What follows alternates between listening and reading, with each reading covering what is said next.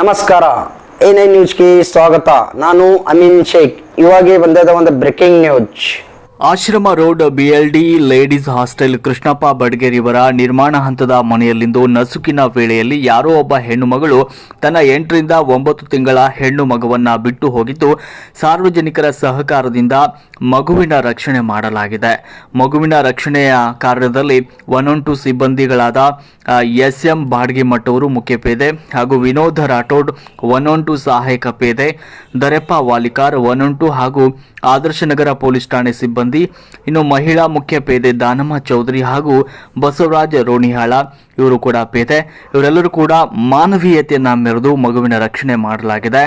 ಇವರ ಈ ಕಾರ್ಯಕ್ಕೆ ನಮ್ಮ A9 ನ್ಯೂಸ್ ವತಿಯಿಂದ ಪೊಲೀಸ್ ಇಲಾಖೆಗೆ ಹಾಗೂ ಪೊಲೀಸ್ ಸಿಬ್ಬಂದಿಗಳಿಗೆ ತುಂಬಾ ಧನ್ಯವಾದಗಳು. ನಿರಂತರ ಸುದ್ದಿಗಳಿಗಾಗಿ ನೋಡ್ತಾ ಇರಿ A9 ನ್ಯೂಸ್.